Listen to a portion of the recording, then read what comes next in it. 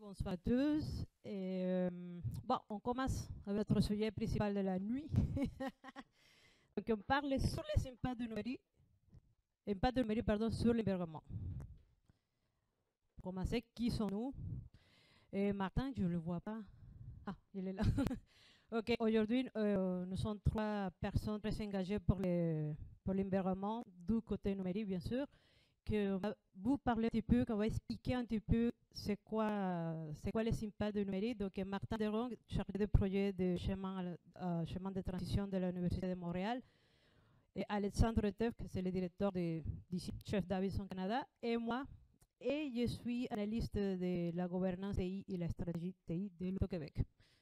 Donc, pour commencer, l'objectif de cette rencontre, c'est d'essayer de répondre à ces questions.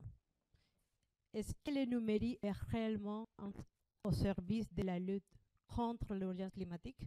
Ça, c'est ce qu'on va découvrir ce soir. Et on commence dans la présentation, on va parler des impacts environnementaux du numérique. On va parler de la pollution invisible du numérique, les détails, que ça c'est Alex qui va parler de ça. Et finalement, comment converger la transition numérique, la transition écologique, c'est du côté Martin. Mais pour commencer, test, quiz. Selon vous, qui émet le plus de gaz à effet de serre? La fabrication d'un smartphone ou 45 aller-retour Paris-Marseille en TGV par un passager? Qui dit la fabrication d'un smartphone? Ah, c'est correct. Donc, ouais, c'est très évident, oui. Effectivement, et la fabrication d'un iPhone 12 génère 121 kg de CO2, d'équivalent de CO2, pendant que 45 aller-retour génère 117. Ok, deuxième question. Qui émet le plus de gaz à effet de serre? Un aller-retour Paris-Nice en avion ou la fabrication de téléviseurs de 30 ou 40 pouces? Côté gauche, la téléviseur, l'aller-retour. Ici? Oui. Donc, en fait, oui, la fabrication d'un téléviseur de 30 à 40 pouces génère approximativement 374 kg équivalent de CO2.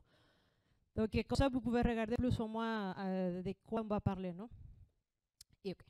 Donc, derrière nos activités numériques quotidiennes, virtuelles et immatérielles, par exemple, comme la diffusion de cette visioconférence, de ces conférences, pardon, il y a réservation de billets d'avion, consultation de soldes bancaires, de communiquer avec nos proches, même la fameuse visite virtuelle de la bibliothèque, de mon appartement, quelque chose, se cache.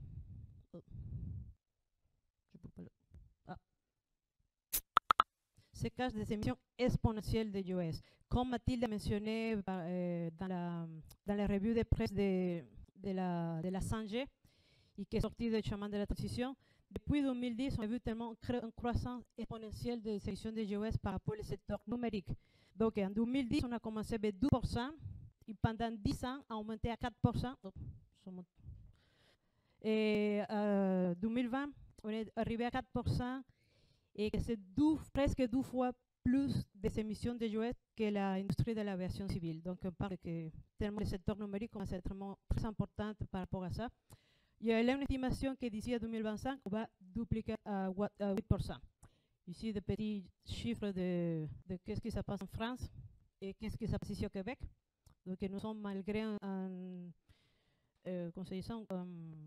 électricité décarbonée, les impacts du numérique, ça reste très important. Mais aussi, c'est un grand consommateur d'énergie. Donc, quand on regarde les sources de pollution d'électricité, c'est un chiffre mondial, by the way. Donc, on parle des sources de production d'électricité dans le monde par rapport à tout le cycle de vie d'un service numérique et la prévision des demandes d'énergie. Donc, du côté ici, on peut regarder que les réseaux se projettent d'ici à 2030 des projections de 20,9 de demande d'électricité pour ces demandes projetées. Et tellement la consommation d'électricité c'est tellement énorme que si l'Internet était un pays, il serait le troisième plus grand consommateur d'électricité au niveau mondial, avec 1500 TWh par an, derrière la Chine et les États-Unis. Donc, yes.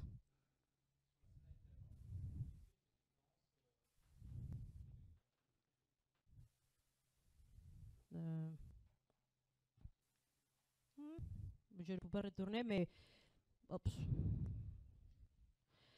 Comment s'explique la différence? J'imagine que c'est au niveau de gaspillage. La première chose que je crois, c'est une opinion très personnelle, malgré que nous avons une électricité décarbonée, la... Voilà, c'est mon question, je ne sais pas comment répondre à ça.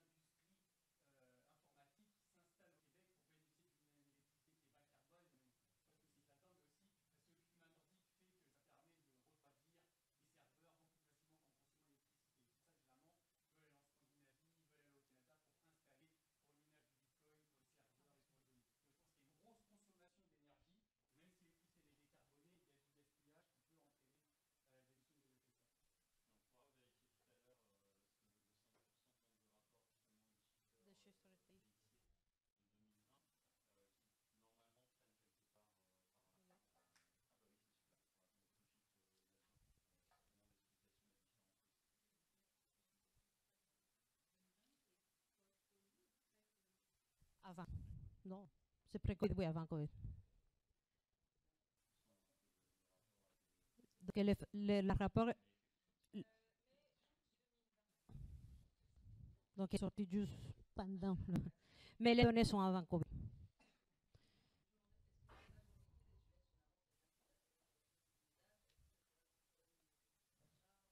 Oui, en fait, c'est ce qu'on va développer pendant. Oui, oui. Ça, en fait, ça, c'est le prochain slide de comment ça. Oui. En fait, oui, en fait, juste pour donner un petit peu plus de détails par rapport à ça, ce petit graphique nous montre dans les trois éléments principaux du numérique, on parle des utilisateurs, les réseaux et les data centers, la quantité de CO de US que met au niveau de construction, au niveau de stockage et au niveau de niveau. Mais on va donner trois exemples. Les premiers, oh, ok, je suis les dossiers. Ok, c'est juste pour les personnes qui ne sont pas très à l'aise avec le numérique, je dis oui, mais nous sommes ici à Québec, on utilise l'hydroélectricité. Donc, les outils de télétravail, tels que les visioconférences, réduisent les besoins de déplacement et les émissions de carbone associées. Mais la consommation d'électricité compte pour 26% des émissions de US de numérique. Les passages du papier, on dit oui, on va diminuer, on va créer un site web pour éliminer les impressions, pour éliminer les inscriptions, on va faire des inscriptions en ligne. Oui, elle permet de réduire les espaces physiques de stockage et l'utilisation des ressources naturelles, mais la fabrication des équipements est responsable de 40% des émissions de US. Et en troisième,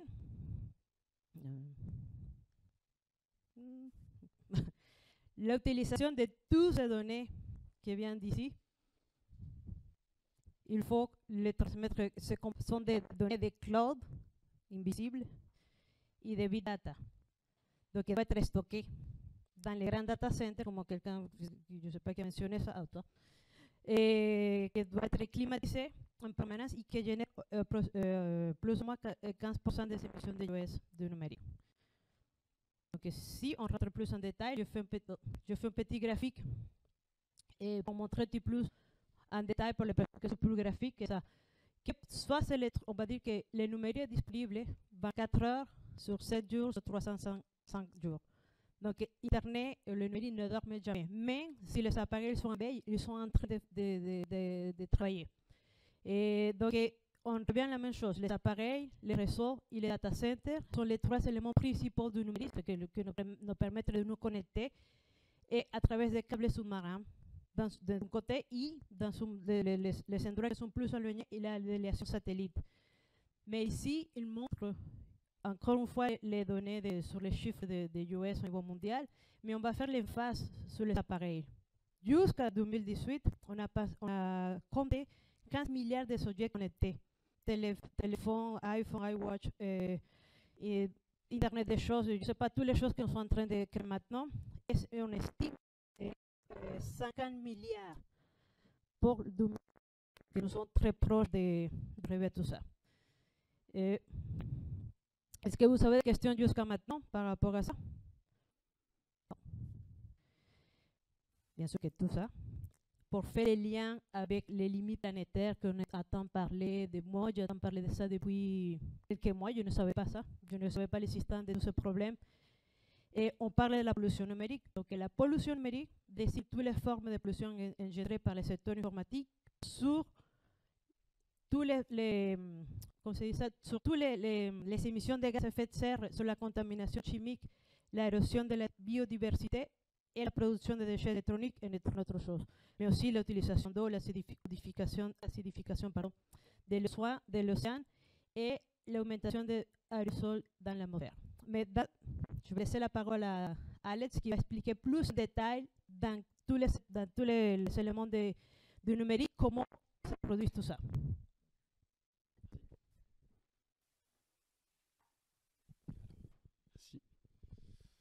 Ok, donc on va rentrer plus en détail dans les chiffres qu'on a vus juste ici, parce que là on parlait des émissions de GES sur chaque en gros, type d'émission, de facteurs d'émission plutôt du numérique, qui sont les serveurs, le réseau et les utilisateurs. On a vu que les appareils étaient le gros du problème du côté des GES, donc ça c'est une première information qu'on va retenir pour justement pouvoir parler de la suite. Si on rentre un peu plus dans le détail, donc déjà on va se demander c'est quoi les différentes étapes du cycle de vie de mes appareils, quels qu'ils soient, que ce soit mes appareils d'utilisateur en tant qu'utilisateur, mes serveurs qui font tourner justement ma base de données, mon code source de Facebook ou de Google, tout ce qui va être nécessaire pour construire mes réseaux câblés sous-marins. On a à toutes les étapes en fait des sources d'émissions de GES et des impacts sur les écosystèmes locaux et plus globaux, et également sur les humains. Donc si on ne prend pas tout ça en compte, en fait, on n'a pas une cartographie complète des vrais impacts du numérique. C'est ça qu'on a envie de vous faire passer comme message ce soir. D'abord, si on se demande c'est quoi les appareils côté utilisateur qui émettent le plus, on a eu l'exemple tout à l'heure par exemple de la télévision 40 pouces, c'est clairement les télévisions qui remportent le haut du podium. Tous les écrans en fait, plus ils sont grands, plus ils vont émettre de GES. Là on parle des GES dans ce graphique-là. Et principalement dans leur phase de fabrication et pas pendant leur phase d'utilisation. On a ici en fait en bleu la phase de production de ces appareils-là, et uniquement en orange la distribution, donc le transport nécessaire pour les amener jusqu'à nous, et seulement ici en orange foncé la phase d'utilisation. On voit que dans certains moments c'est extrêmement faible cette phase d'utilisation-là, et ça représente vraiment une toute petite partie du problème. Donc on peut voir des choses déjà intéressantes là-dedans sur les différents types d'émissions, par exemple qu'un écran pollue plus qu'un ordinateur fixe. Pourquoi? Parce que c'est la dalle LCD en fait à l'intérieur qui va représenter le principal des émissions. Qu'au final chez une fille ça pollue pas tant par rapport au reste, relativement parlant. Et qu'un smartphone, lui, par contre, il a un impact vraiment grand malgré sa petite taille. On verra pourquoi un peu plus tard. Par rapport à une tablette, on voit qu'il n'y a pas une si grande différence que ça. Et l'imprimante, alors elle qui est un peu à part. Ce qui permet d'aborder un principe qui est le principe de sac à dos écologique. Et là, je ne sais pas si des gens dans la salle ont déjà entendu un peu parler de ça. C'est un principe justement dans lequel on revient beaucoup dans la fresque du numérique. C'est en fait la manière un peu sympa d'appeler cette unité-là, qui s'appelle le MIPS, qui est la quantité de matière indispensable par unité de service. Le nom un peu plus technique pour ça. En gros, la question, c'est de se demander pour chacun de nos appareils, qu'ils soient numériques ou pas, ça s'applique aussi pour les éléments non numériques, de quoi j'ai besoin pour effectivement venir produire mon équipement, pour pouvoir l'amener jusqu'à moi, et puis ensuite, ce qu'il va me falloir pour venir le mettre hors service et le jeter. Et je prends en compte l'intégralité des ressources dont j'ai besoin. Donc les ressources abiotiques non renouvelables, par exemple, qui sont les énergies fossiles utilisées, par exemple, ou les matières premières minérales. Les ressources biotiques renouvelables, typiquement la biomasse, la forêt qu'on exploite qu'on vient brûler pour faire une mine à la place, c'est un exemple. Le sol qu'on vient déplacer dans le processus, avec les pertes de biodiversité occasionnées. Consommation d'eau à tous les niveaux, y compris dans la phase de fonctionnement pour les serveurs, par exemple, qu'on vient refroidir avec de l'eau, et les émissions dans l'air. À partir de là, si on fait le calcul pour un ordinateur de 2 kg, par exemple, on se rend compte qu'on a besoin de 800 kg au total de ressources brutes pour pouvoir construire cet ordinateur, 200 kg d'énergie fossile pour venir extraire tout ça et puis l'assembler, et 600 kg minéraux à extraire, juste pour mettre ce qu'il y a à l'intérieur de mon ordinateur, de mon power ordinateur de 2 kg, et plusieurs milliers d'eau douce dans l'intégralité du processus. Ce qui m'amène sur le sujet des métaux. On va prendre un exemple vraiment très courant, c'est celui de ce qu'on a tout dans la poche là aujourd'hui, c'est un smartphone de 2022. On calcule à peu près 50 à 60 métaux différents, types de métaux différents, dans un smartphone aujourd'hui. Pourquoi il y en a autant? C'est parce que c'est des métaux qui ont des propriétés assez particulières et globalement on ne peut pas se permettre de les remplacer parce que si on les remplace, en gros, on perd la propriété qui nous intéresse en fait quand on vient l'utiliser. Et ces métaux-là, on ne va pas les extraire au même endroit du monde. Donc en fait, tout ça, c'est un assemblage de tout ce qu'on est capable de trouver globalement un peu dans tous les endroits de la croûte terrestre. Je ne sais plus si ça marche toujours. Tous les endroits de la croûte terrestre à différents endroits du monde. Et au-delà du fait que je vais devoir amener tous ces endroits-là un peu au même endroit au final pour pouvoir construire mon téléphone, ces métaux-là, pour les extraire, ça demande beaucoup d'énergie, de l'énergie fossile pour l'instant. Et ça pose des soucis de pollution locale vis-à-vis des écosystèmes locaux, vis-à-vis des problèmes sociétaux aussi sur les mineurs qui sont en fait envoyés dans les mines pour pouvoir extraire tout ça. Et il y a un exemple moi que j'aime bien prendre, c'est le premier là, le IN, qui apparaît en rouge parce qu'il est classé comme matériau critique vis-à-vis de l'Union européenne, mais j'imagine que le Canada, l'Amérique du Nord doit avoir le même type de tableau. Donc ça c'est l'indium. Et l'indium, il a une particularité assez intéressante. En fait, c'est un matériau vraiment très spécial qu'on utilise pour pas beaucoup d'applications. Et en gros, l'idée, c'est que quand on vient le combiner avec de l'étain, donc on vient faire de l'oxyde indium éteint, on est capable de le recouvrir d'une dalle de verre et de créer en fait un écran tactile. Et en fait, c'est ça qui fait nos écrans tactiles. Il n'y a quasiment pas d'autre utilisation. 80% de l'indium aujourd'hui qu'on extrait finit dans des écrans tactiles. Pourquoi je vous parle de celui-là en particulier, c'est que c'est un métal qui est extrêmement rare. C'est un sous-produit de mines où en fait on est parti chercher d'autres choses. Donc typiquement c'est des mines de zinc dans lesquelles à un moment on s'est dit tiens il y a quelque chose de bizarre là-dedans. Qu'est-ce que c'est? Ah, c'est de l'indium en fait. Qu'est-ce qu'on peut en faire? Au début on ne savait pas, puis à un moment on a trouvé pour faire des écrans tactiles.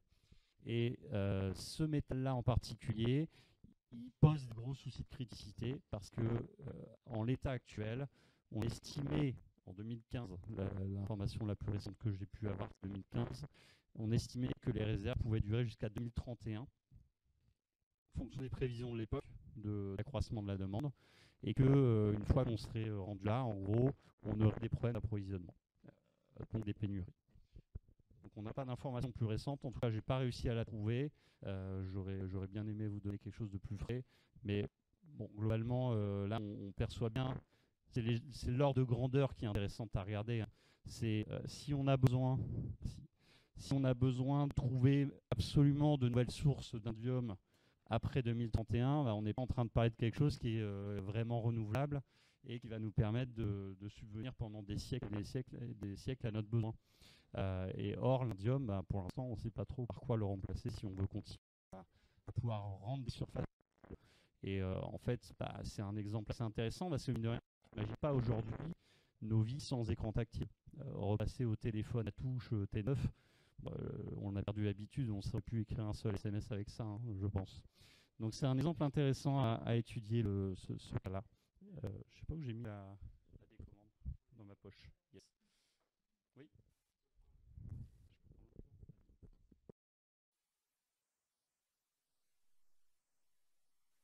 Donc long détour sur ce sujet des métaux, il y a beaucoup à en dire, et cette ressource-là, cette infographie-là, vous la retrouvez notamment sur le site de Systex, qui vous explose en fait l'intégralité d'un smartphone, et vous pouvez cliquer sur chacun des petits éléments ici de la table périodique pour essayer de comprendre à quoi ça sert dans le smartphone, quelle utilité ça a. C'est super intéressant à explorer.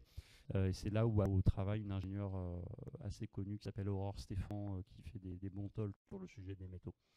Ça, c'est une petite vue de l'esprit aussi que je voulais vous montrer, que j'aime beaucoup. C'est une mine de cuivre en Afrique du Sud. Cuivre qui est l'un des métals les plus présents en fait, dans la roche, les plus abondants. Une mine de cuivre, en gros, c'est à peu près 2% de présence pour chaque tonne de terre qu'on vient prélever. On va trouver à l'intérieur 2% de cuivre. On considère ça comme étant un des métals les plus abondants sur la croûte terrestre. Et si on représente par cette petite vue d'artiste-là, qu'est-ce que ça représente? Et ben pour tout ce terrain-là qui a été excavé à gros coups de pelleteuses et de machines minières, au final, on va récupérer cette petite boule-là de cuivre dont on a absolument besoin, par exemple, pour les voitures. Et d'autant plus qu'on électrifie nos voitures. Donc il faut considérer que pour tous les autres métaux, la boule va être de plus en plus petite. Et au bout d'un moment, pour les métaux très précieux et très rares, on ne verra même plus la boule sur cette photo-là. Donc voilà, ça c'était sur le sujet des métaux. Ensuite, si on parle un peu de l'utilisation de nos chers appareils numériques, globalement, ce qu'on voit, c'est une boulimie en fait, qui nous vient pas mal du côté des GAFAM, qui nous pousse de plus en plus là, sur les 10 dernières années à utiliser leurs services et à générer une quantité massive de données en direction de leurs serveurs qui sont ici, qui sont stockés dans des immenses fermes et pas toujours dans les meilleurs endroits du monde d'un point de vue des émissions de GES de leur électricité. Bon, et donc ça nous mène à la question, qu'est-ce qu'on fait une fois que ces outils-là, ces appareils sont arrivés en fin de vie? Donc on se dit ok, on va les recycler. Mon téléphone ne marche plus, je l'ai cassé, je vais aller le recycler. Alors déjà le premier chiffre intéressant à garder en tête, c'est qu'aujourd'hui 17% de nos appareils électroniques, tout appareil électronique confondu, vont dans une filière de recyclage. Donc c'est déjà très peu en fait. Le reste part directement soit à l'enfouissement, soit à l'incinération, soit part dans des filières illégales, dans des décharges illégales dans le monde. Et puis même parmi ces 17% de déchets électroniques qui partent effectivement en filière de recyclage, au final il y en a très peu qu'on arrive effectivement à recycler, soit parce que voilà, pareil, il y a des filières un peu obscures qui vont les détourner, soit parce que finalement on se rend compte qu'on est incapable d'en faire quoi que ce soit, soit parce que c'est trop cher et que pour l'instant on n'a pas d'intérêt économique à venir effectivement recycler les métaux présents dans les appareils. Là aujourd'hui, l'indium dans les écrans dont je vous parlais n'est pas recyclé. Pourquoi? Parce qu'il est présent en quantité si infime qu'on n'est pas en capacité là aujourd'hui de venir le récupérer et d'en refaire quelque chose de suffisamment intéressant pour le réexploiter de manière industrielle pour justifier la dépense. D'ailleurs, je ne sais même pas si la technologie est suffisante aujourd'hui pour venir le récupérer. Donc le recyclage, c'est pas ça pour l'instant. Je pense que Martin nous en parlera plus tard. Bon, ok, donc qu'est-ce qui va se passer? Est-ce que c'est l'amélioration technologique qui va pouvoir nous sauver dans, par exemple, la consommation électrique, pour baisser un peu l'impact de tout ça? Bon, la mauvaise nouvelle, c'est que pour l'instant, l'histoire ne nous donne pas raison là-dessus. Il y a un effet intéressant qui s'appelle l'effet rebond, qui est aussi, donc son petit nom, c'est le paradoxe de Jevons. Qui nous dit qu'en gros, les améliorations technologiques, entre autres, mais n'importe quel type d'amélioration de manière plus générale, quand elle apporte une optimisation sur par exemple les émissions, la consommation, est quasi systématiquement suivie d'une augmentation brutale des usages. Et l'exemple qu'on a ici, c'est par exemple l'évolution de la consommation électrique, des réseaux mobiles, à partir du moment où la 4G est apparue. Parce que la 4G proposait en fait un ratio kilowattheure utilisé par gigaoctet transféré plus intéressant que son ancêtre la 3G. C'est exactement la même chose pour la 5G aujourd'hui. On s'attendait, grâce à cette utilisation, à une baisse théorique drastique de consommation électrique. On s'est servi de la 4G. Pourquoi ? Pour transférer de plus en plus de données et au final complètement contrebalancer l'effet et avoir une augmentation de 60% de la consommation électrique. Donc, bon, c'est mal parti. Donc, qu'est-ce que je voudrais qu'on retienne de tout ça pour le moment sans commencer à parler des solutions ? Moi, je pense que le premier truc à faire, c'est questionner les usages. C'est toujours ça de toute façon, j'ai l'impression. C'est se demander, est-ce qu'on avait bien besoin d'avoir des bitcoins ou de la blockchain ? Est-ce qu'on a bien besoin de métavers aujourd'hui ? Bon, a priori, en plus, on est en train de se rendre compte que ça ne marche pas. Est-ce qu'on avait bien besoin de lancer si vite que ça le 5G, sachant que la 4G était arrivée 6-7 ans auparavant et qu'elle avait déjà montré un peu ses limites d'un point de vue de l'optimisation ? Est-ce qu'on avait besoin de déployer la 5G aussi vite ? On est en train de parler de déployer la 6G déjà pour 2030, donc dans pas longtemps, alors que la 5G n'est même pas encore déployée. Donc, questionner les usages, moi, ça me semble important pour commencer quand on rentre dans cette démarche de recherche de solutions sur les impacts. La deuxième chose qui est un peu plus technique, mais j'aime bien le mettre, c'est que quand on regarde l'éco-conception, c'est-à-dire qu'est-ce que les acteurs du numérique peuvent faire pour justement réduire l'impact de leurs produits, aujourd'hui c'est très compliqué.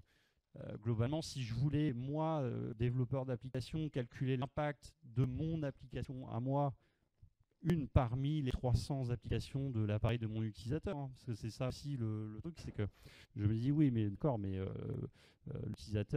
l'appareil de l'utilisateur, je ne suis pas le seul à l'utiliser en tant qu'application, donc comment on fait ? C'est compliqué parce qu'il faut qu'on sache exactement le nom d'utilisateur sur tel type de téléphone, est-ce qu'il se connecte sur un ordinateur avec un deuxième écran, est-ce qu'il se connecte en Wi-Fi, en 5G, quelle route la donnée elle prend dans le monde, est-ce que ça traverse l'Atlantique ou pas du tout, où est-ce que mon serveur il est hébergé, est-ce que c'est sur un pays où il y a un mix électrique très carboné, peu carboné, est-ce que mes données sont répliquées partout dans le monde ou pas. Donc tout ça c'est tellement complexe, même quand on est dans le milieu, que ça devient très compliqué de se poser la question, mon produit à moi, c'est quoi son impact ? Donc contrairement à un produit comme une voiture par exemple, où on serait peut-être en mesure un peu plus de retracer les origines de mes composants et de venir donner un chiffre à ça, pour les services numériques, on n'est pas capable. D'où le fait d'avoir plus de données ouvertes et des méthodologies de calcul, d'analyse de cycle de vie un peu spécialisées pour le numérique. Mais en attendant ça, en tant que concepteur d'application, on respecte une règle d'or et une seule, c'est ne pas rendre obsolètes les appareils de mes utilisateurs. Ça, c'est un peu ça la seule chose aujourd'hui qu'on est capable de faire d'un point de vue des constructeurs d'applications. Donc, en résumé, 3 choses. On fabrique trop d'équipements individuels. Cette fabrication-là, elle consomme des matières premières qui ont des impacts divers et variés partout où ils sont extraits et produits sur le système Terre, les limites planétaires de tout à l'heure. Et en plus de ça, les stocks décroissent de façon irrémédiable et rapidement. Ce qui pose une question de quand est-ce que le numérique va devenir une ressource rare elle aussi. C'est accentué par l'obsolescence programmée, c'est accentué par l'obsolescence logicielle, par l'obsolescence psychologique liée au marketing. Chose qu'on aborde un peu plus dans la fresque du numérique. La consommation d'énergie, elle est inégale selon mes appareils, selon le pays où je me trouve. C'est pas la même chose d'utiliser un serveur au Québec que de l'utiliser dans l'Utah, par exemple, lié au mix électrique. Et enfin, l'usage de ces technologies-là, notamment le cloud et les innovations techniques, accentue l'effet via l'obésité logicielle et via les effets rebonds dont on a vu tout à l'heure. Donc la question à laquelle Martin va essayer de répondre aujourd'hui maintenant, c'est comment est-ce qu'on fait pour faire un numérique qui est plus responsable et aider à la transition environnementale? Comment on fait converger les deux? Et là, je vais laisser la main à Martin.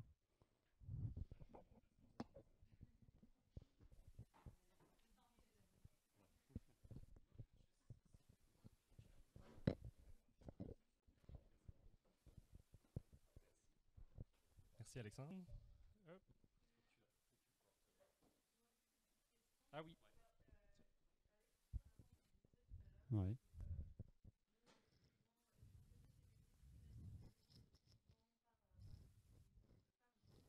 Oui, ouais, ouais, alors de mémoire, au Québec, on est sur 14 équipements numériques par personne. 9 9 Ok. 9 équipements numériques par personne dans les pays occidentaux. La moyenne, c'est 4, hein, je crois, dans le monde. 6, ouais. Ouais. C'est des chiffres qu'on retrouve aussi dans le rapport écotique des shifters. Ouais. Merci. Il faut que je parle comme si c'était une flûte à bec. Ça va faire des belles photos, ça. Merci beaucoup. Merci de m'avoir invité ce soir. Je suis ravi d'être avec vous pour cette présentation à 3 voix. Donc, je m'appelle, très étrange, très peu naturel, mais je m'appelle Martin Demont et je suis chargé de projet pour Chemin de Transition. Ça a été dit plusieurs fois d'ailleurs. Je suis également papa d'un petit garçon de 3 mois. Et je vous l'annonce juste parce que j'ai dormi 1h30 la nuit dernière. Donc, si je commence à parler merci, mais si je commence à parler de trucs qui n'ont rien à voir avec la présentation, n'hésitez pas à me faire signe. C'est que je suis en plein délire. À cette heure-ci, habituellement, je suis couché, donc je vais faire ça tant bien que mal. Merci beaucoup. Super. Donc, pour celles... Oui, question. Hey! bonne suite logique avec ma slide. Est-ce que je réponds à cette question ou est-ce que tu as une question également sur chemin de transition? Toi?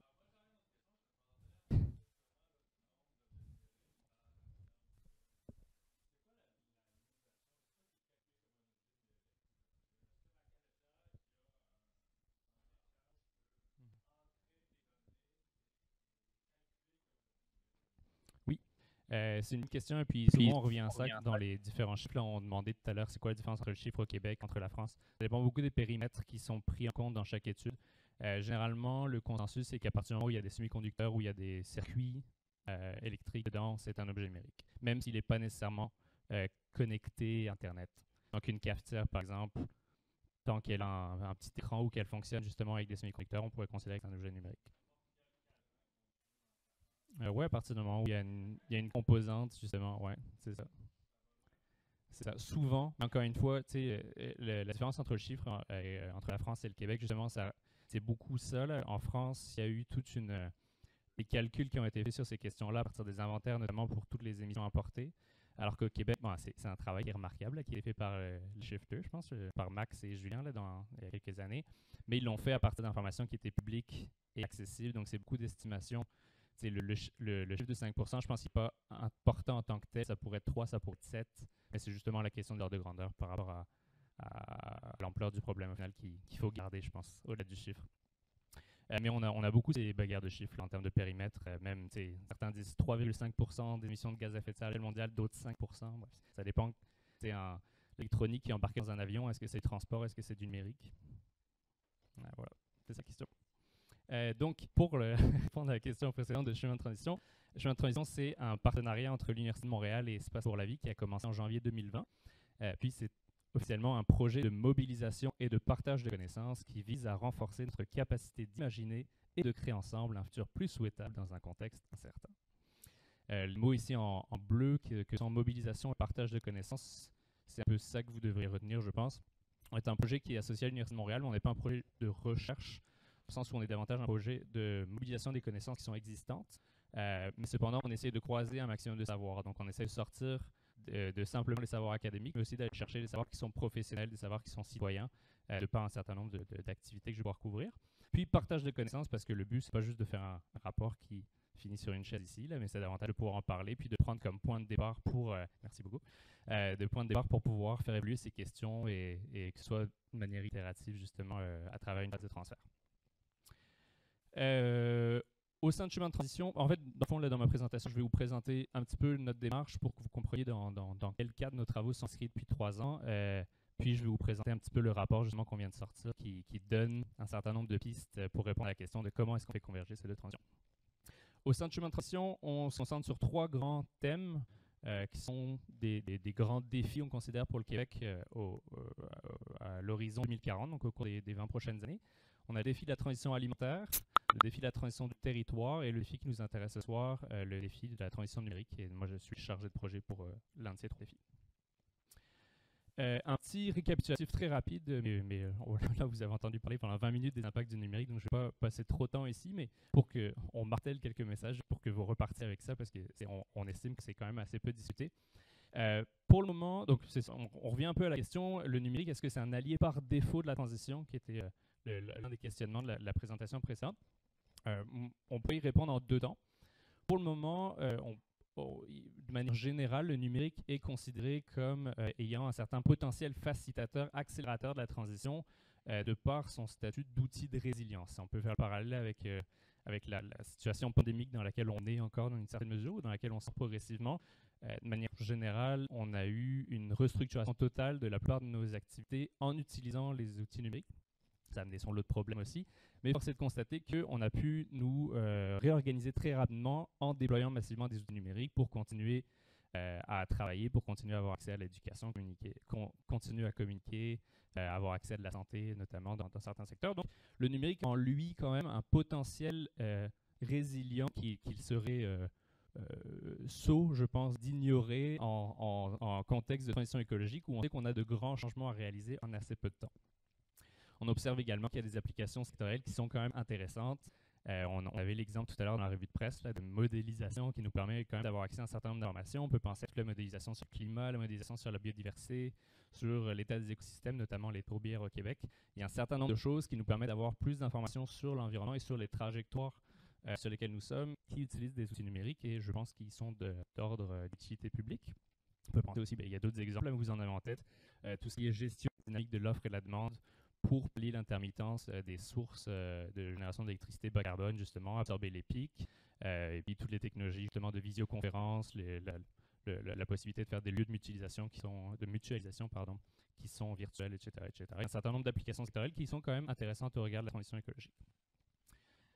Mais comme ça a été suffisamment abordé, je pense, le numérique aujourd'hui est sur un certain nombre de tendances qui sont insoutenables au regard des limites planétaires, au regard de la durabilité sur Terre, que ce soit au niveau des émissions de GES qui grandissent à plusieurs points de pourcentage par année, donc ça fait des croissances qui sont exponentielles, que ce soit la consommation énergétique, la consommation de ressources halieutiques, un certain nombre de pollutions diverses.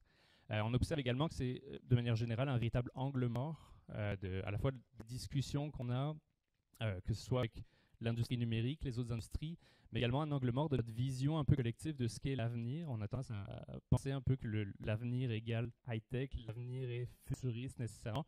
On voit que c'est vraiment un discours qui a contaminé un petit peu cette vision de l'avenir. Puis c'est un véritable angle mort des politiques environnementales, hein, et autant au provincial au fédéral, quand vous voyez transition écologique ou transition énergétique, la plupart des piliers justement fondateurs de ces transitions, c'est par l'utilisation massive des technologies numériques.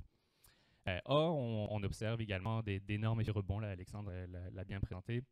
On observe des effets rebonds dans pas mal tous les secteurs, mais en particulier dans le secteur numérique, parce que les gains d'efficience sont tellement énormes, et comme ils sont à chaque fois réinvestis pour plus d'usages et plus d'appareils, donc on observe des effets rebonds qui sont énormes dans le numérique en particulier, et qui de manière générale ne sont pas, en fait, les gains d'efficience ne permettent pas de compenser l'augmentation des usages et l'augmentation des besoins en appareils qui en résultent. Donc ça, c'est un peu la tendance générale. Et puis enfin, la question de la matérialité du numérique. On pourrait dire qu'on s'en fiche complètement des impacts environnementaux du numérique. On peut se poser la question légitimement de se dire, est-ce qu'on va toujours pouvoir compter sur la ressource numérique? Est-ce que le fait de matérialiser de plus en plus la façon dont on répond à nos besoins, au final, est-ce qu'on ne s'expose pas davantage à des vulnérabilités en termes d'approvisionnement de métaux? Mais ça pourrait également être des questions qui touchent à la raréfaction de l'eau, par exemple, dans des zones de stress hydrique. Voici un petit peu le portrait, et voici pourquoi on se pose la question, comment est-ce qu'on fait converger ces deux transitions? Parce qu'on voit que, d'une part, la transition numérique a quand même le potentiel d'aider à faciliter, ou en tout cas accélérer un certain nombre de basculements qui sont nécessaires pour la transition écologique, et que ce serait intéressant de pouvoir les utiliser comme tels.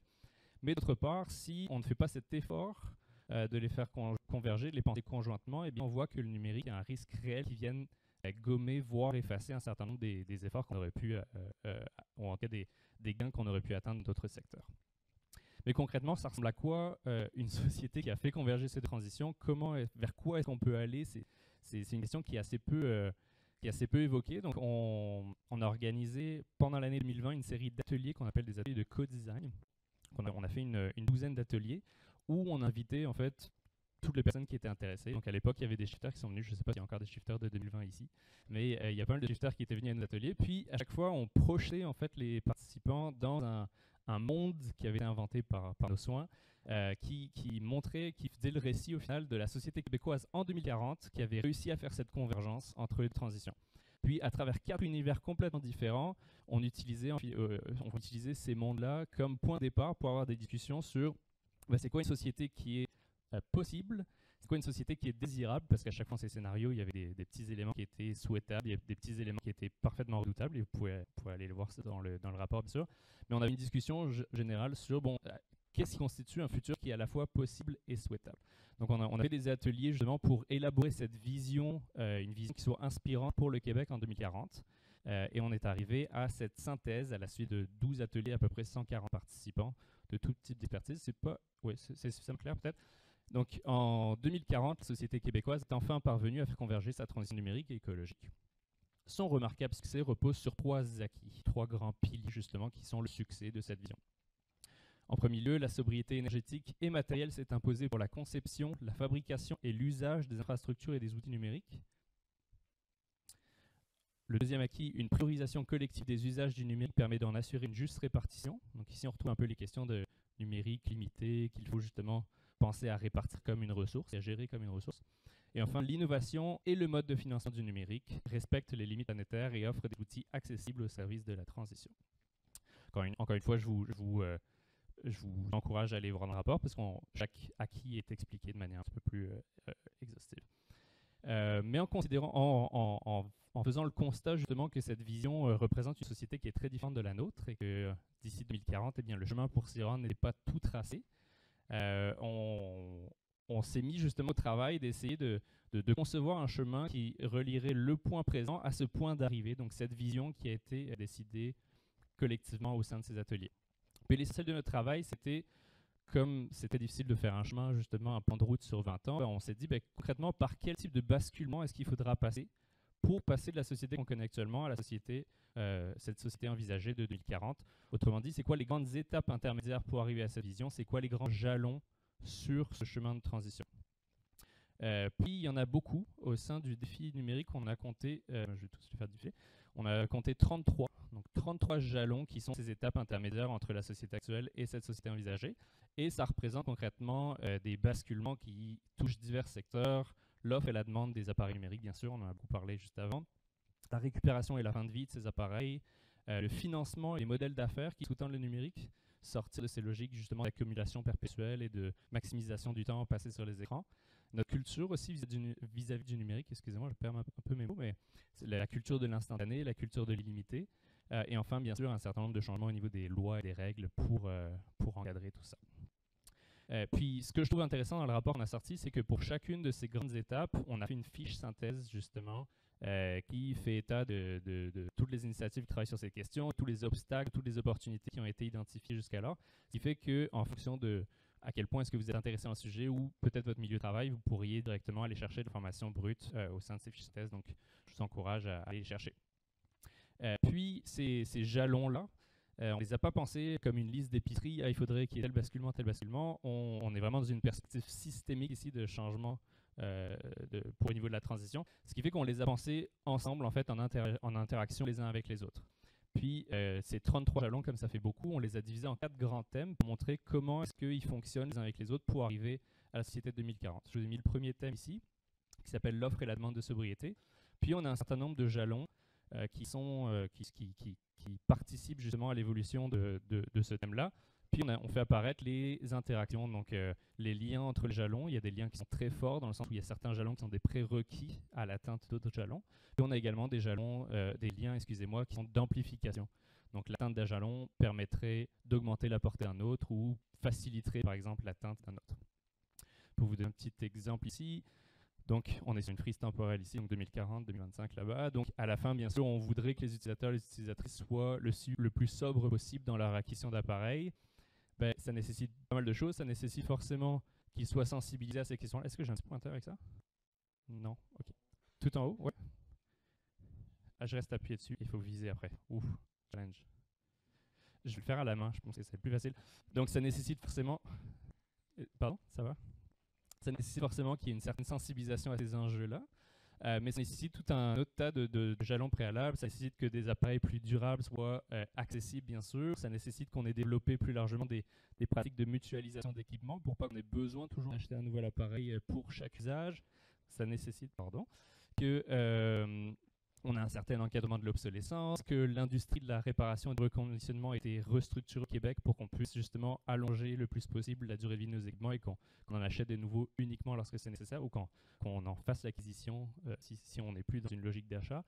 Cette industrie-là, elle dépend de la disponibilité des pièces et des manuels et elle dépend également de la restructuration du processus de fin de vie parce qu'actuellement au Québec, on observe que le reconditionnement se retrouve en compétition avec le recyclage.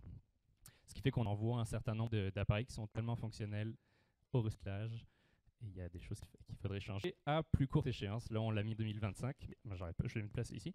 En 2025, pour pouvoir justement faciliter ou permettre l'atteinte d'autres jalons ultérieurs. Donc, c'est comme ça qu'on présente nos jalons au sein du rapport. Puis, ça, je pense que vous aurez compris un petit peu comment ça fonctionne. Je vais pas faire tous les thèmes.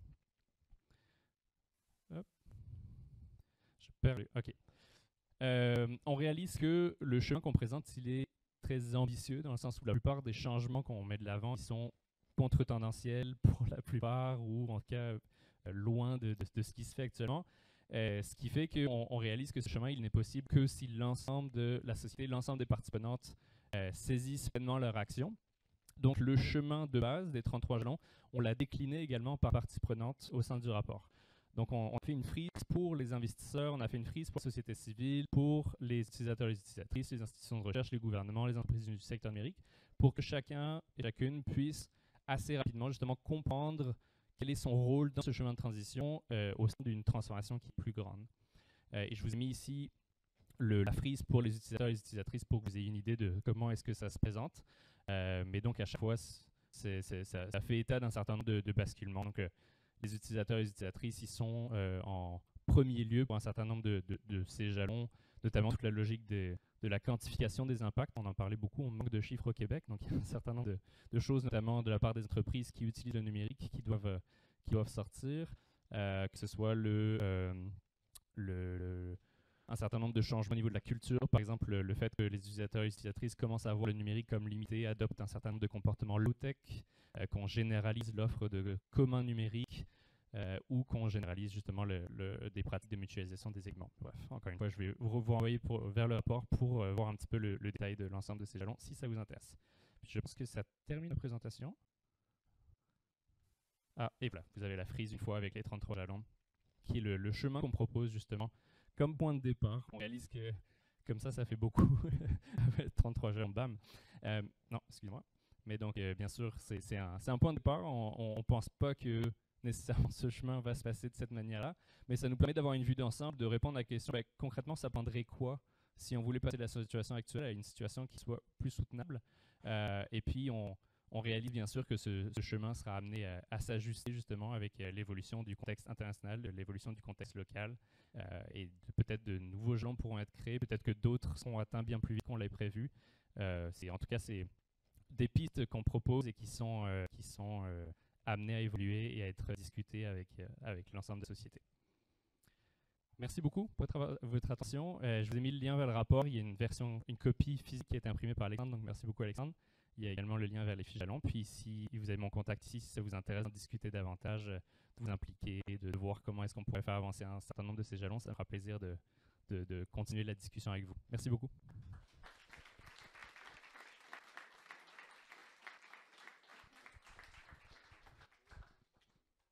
Est-ce qu'il y avait des questions publiques? Sinon, moi, je vais rester ici si vous voulez venir en jaser. Mais... Je peux donner? Oui, bien sûr.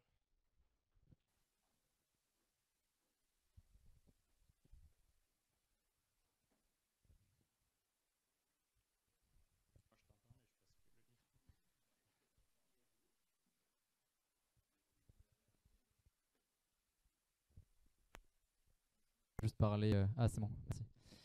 Donc, merci beaucoup pour cette présentation, c'était super intéressant. Merci aux trois d'ailleurs. Il y a un point que tu n'as pas présenté dans ta présentation, Et moi, je suis du côté des méchants. Je travaille dans l'industrie, on fait des dispositifs médicaux. Et on voit qu'il y a une vraie traction, puis c'est vrai dans mon industrie, mais je pense que c'est vrai partout, pour intégrer toujours plus de numérique, pour collecter de la data, pour être plus performant sur ces questions-là. Et le point que je vois qui est un vrai frein à ces réflexions, si on ne l'aborde pas, c'est qu'aujourd'hui, il y a plein d'entreprises qui sont en compétition sur les marchés et qui ont un vrai levier pour gagner des parts de marché et donc faire croître son activité, son entreprise, c'est de faire pénétrer l'innovation, parce que généralement, on va être capable d'apporter soit une valeur perçue, soit un vrai gain pour l'usager. Souvent, c'est la valeur perçue, en fait.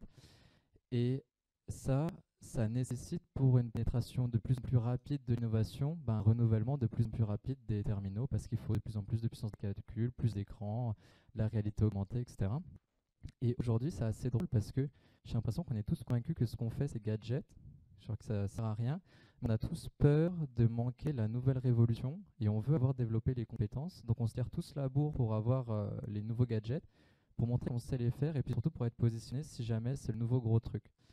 Donc il va y avoir vraiment un moment où il faut qu'on se pose la question de comment on fait pour imposer aux industriels un cadre pour qu'on arrête de fabriquer de la merde juste parce que ça se vend et que ça se vend mieux que ce que fait le voisin. Et aujourd'hui, c'est pas du tout une réflexion qu'on a. Malheureusement, on n'a pas de cadre pour réfléchir à ça. Et comme l'a dit Alexandre, c'est hyper compliqué de connaître l'impact. Alors c'est vrai pour une application, mais dès qu'on fabrique des trucs, c'est un enfer en fait.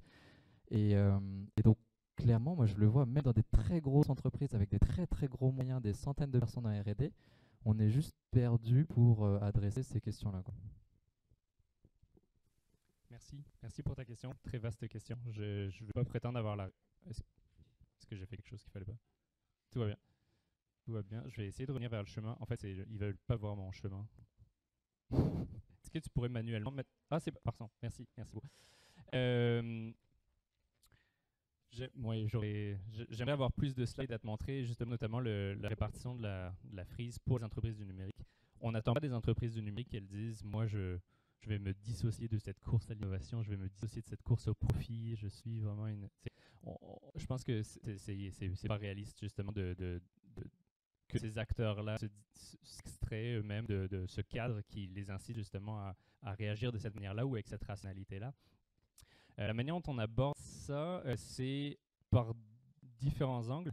Il y a toute la question des outils de mesure. Justement, on disait on manque de ces outils, surtout au Québec. On utilise beaucoup de chiffres qui viennent de la France, puis il y a des similitudes à certains égards, mais ce n'est pas toujours le cas. Il y a toute une réflexion à développer sur, justement, comprendre c'est quoi l'impact du numérique, puis sans avoir l'exhaustivité, comprendre telle ou telle entreprise, justement, quand elle met en place un certain nombre d'activités numériques, qu'est-ce que ça représente? D'avoir une espèce de canevas que chaque PME peut réutiliser sans que ce soit personnalisé, mais de dire, bon, concrètement, où sont mes sources d'impact, ça représente quoi mon impact? Donc il y a toute une question sur, justement, l'accès à ces chiffres pour ensuite peut-être avoir plus d'informations pour l'utiliser pour la décision. On a plusieurs jalons qui sont ici le numéro 21 et le numéro 26. Toute une réflexion au niveau des usages. Donc, on voit, et ça c'est peut-être un des jalons qui fait le plus parler quand on le présente, mais on voit ça à peu près décennie 2030. On imagine qu'il y aura un groupe de travail, ou en tout cas un groupe de pilotage au niveau de la société québécoise qui soit représentatif de différentes facettes, qui ne soit pas juste émanant du gouvernement, qui est une réflexion sur qu'est-ce que constitue un usage numérique prioritaire par rapport à un autre. Qu'est-ce qui constitue aujourd'hui un usage numérique essentiel? Qu'est-ce qui constitue un usage numérique qui est peut-être superflu? Est-ce que c'est le même cas pour tout le monde? Est-ce que c'est contextualisé? Avec l'idée que d'ici 2030, on va ressentir davantage la matérialité numérique où on va devoir se poser ces questions-là. Puis je pense que c'est pas si loin dans le sens où il y a un exemple que j'aime bien prendre. Mois de janvier dernier, on a des pics de demande en électricité. Hydro-Québec honore un certain nombre de contrats avec des industriels qu'ils ont, de dire bon, là, vous allez couper vos activités à partir de 17h parce qu'on est obligé d'absorber les pics. On va se poser de plus en plus ce genre de questions où on va devoir couper quelque part. Donc nous, on pense qu'il faudrait que ça passe par des discussions démocratiques sur où est-ce qu'on devrait couper si on doit couper. Que ce soit pour des raisons d'accès à l'énergie, que ce soit pour des raisons d'accès aux semi-conducteurs, par exemple, on le connaît aussi plus dernièrement. Donc, j'ai l'impression que ce genre de discussion sera plus porteuse que l'individualisme des entreprises de se dire « moi, je veux m'extraire de ça ». Je pense que vraiment, ça passe par des discussions sociétales sur c'est quoi un usage numérique qui est important par rapport à un autre, parce que concrètement, si le numérique est une ressource qui est non renouvelable, limitée, contrainte et susceptible d'être soumise à un certain nombre de chocs d'approvisionnement, eh bien, il faut qu'on se pose ces questions. Sinon, ces questions, elles vont se poser de manière en suivant d'autres rationalités, comme la rationalité, par exemple, de marché, où les personnes qui veulent se payer du numérique pourront continuer à l'utiliser et pas les autres. Juste, c'est pour répondre à ta question. On m'entend là? Ouais. Alors, juste pour répondre à ta question sur l'outil de mesure pour justement les innovations et l'impact, on travaille justement, moi je travaille pour le Conseil de l'innovation du Québec et on a lancé en juin dernier le baromètre de l'innovation. Dans le baromètre de l'innovation, on a 4 thèmes mobilisateurs, dont les changements climatiques. Et dans le changement climatique, on a l'impact du numérique durable. Donc, c'est un dossier qu'on vient d'ouvrir. On a un gros manque de données au Québec qui est flagrant sur l'impact des GES selon les industries, selon les quotients, selon les secteurs au Québec. Donc ça, on en est conscient et c'est un début de réflexion qu'il y a. Donc, on n'a pas les réponses à tout, mais on commence à se poser de bonnes questions. On travaille avec le CIROD, par exemple, on a travaillé avec Uranos. J'ai vu qu'il était dans Slack. Donc cet outil de mesure, on commence à le mettre en place en ce moment. C'est le tout début et peut-être que d'ici quelques années, parce que c'est très long comme démarche, on aura ce début. C'est justement pour que les entreprises puissent se positionner aussi par rapport à leurs innovations. L'idée, c'est de faire de l'innovation, oui, mais comment je positionne par rapport à l'impact que j'ai, que ce soit d'un point de vue social, d'un point de vue changement climatique, d'un point de vue main-d'œuvre, parce qu'il y a différents enjeux dedans. Donc je ne sais pas si ça répond à tout, mais voilà.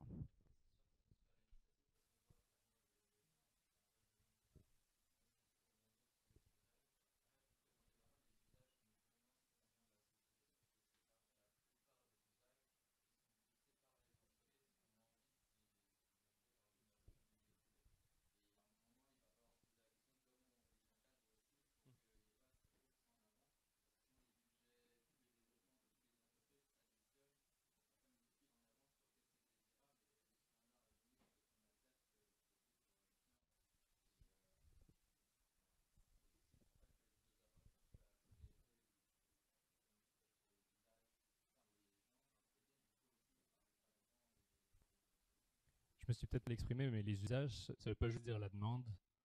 C'est juste considérer, par exemple, on pourrait, dans notre fiche jalon et les discussions qu'on a sur ces questions-là, c'est est-ce qu'un secteur, par exemple, devrait être privilégié par un autre, ou est-ce qu'on dit, par exemple, aujourd'hui, la publicité numérique, c'est futile, et donc ce qui inclut pas uniquement la demande, ce qui inclut directement les acteurs qui font partie de l'offre. Mais je l'ai pas expliqué, donc effectivement, la question est légitime.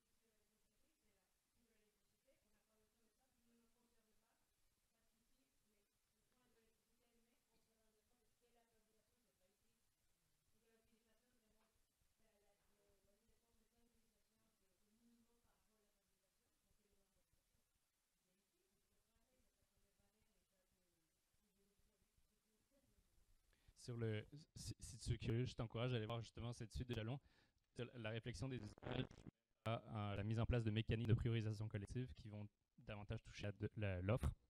Puis, c'est inclut un certain nombre d'instruments qui sont incitatifs et coercitifs. Ils rentrent justement là-dedans parce que c'est des rassemblements d'acteurs. Ouais. Bref, si tu es curieux.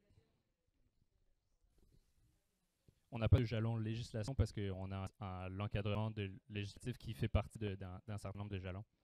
Oui, une question un peu.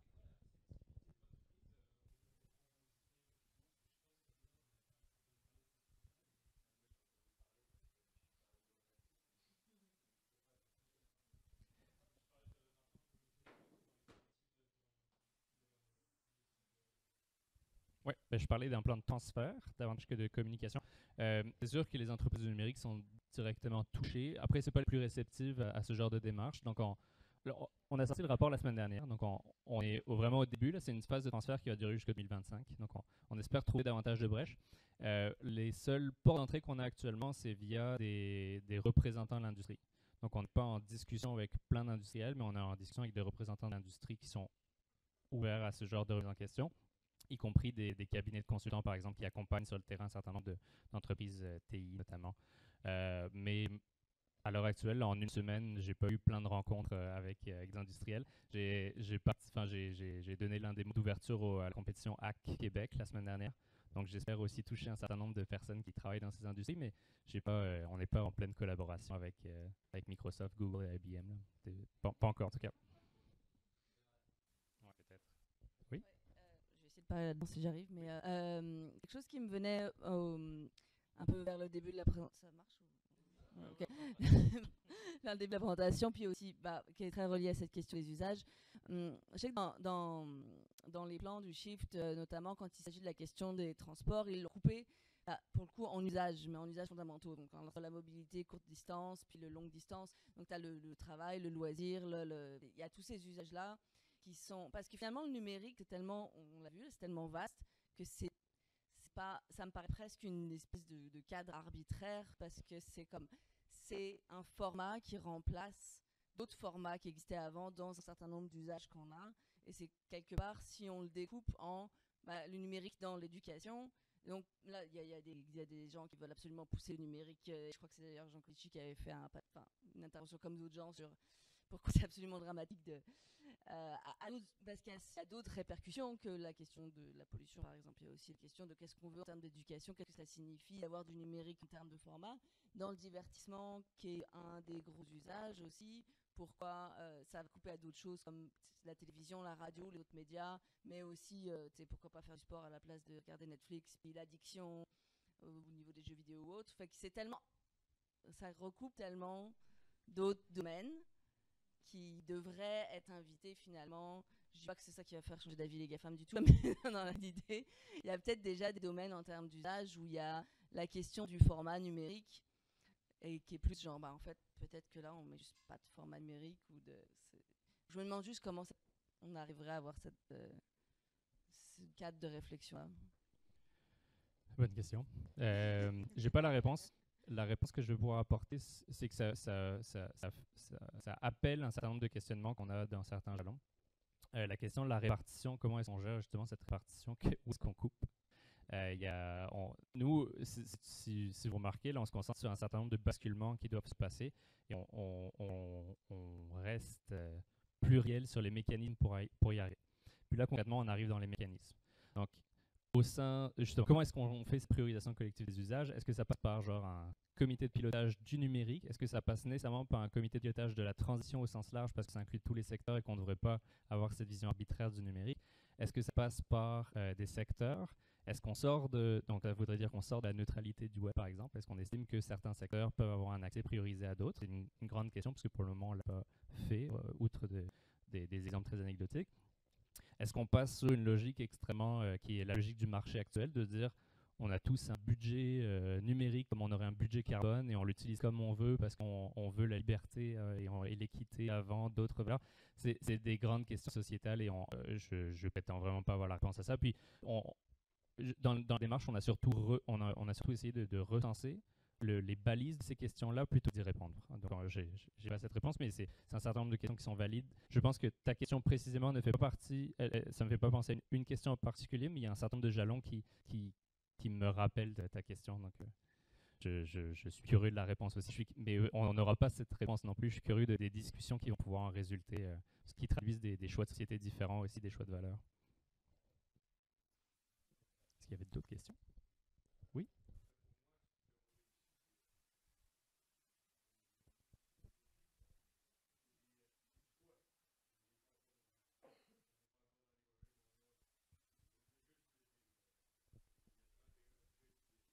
Effectivement.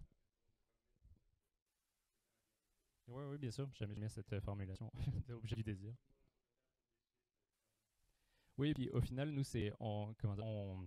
c'est une initiative qui a été portée par l'Université de Montréal, donc on ne répond pas à un mandat sociétal non plus. C'est pas le gouvernement du Québec, par exemple, qui nous a dit comment est-ce qu'on arrive là.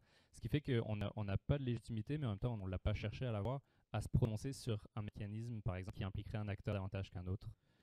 Donc, c'est pour ça qu'on se concentre sur les basculements en se disant qu'est-ce que ça prendrait, le quoi, comme monsieur le disait, plutôt que comment on y arrive, parce qu'au final, on n'a pas cette légitimité, on ne cherche pas à l'avoir, c'est des discussions sociétales justement qui doivent impliquer tout le monde, on pense.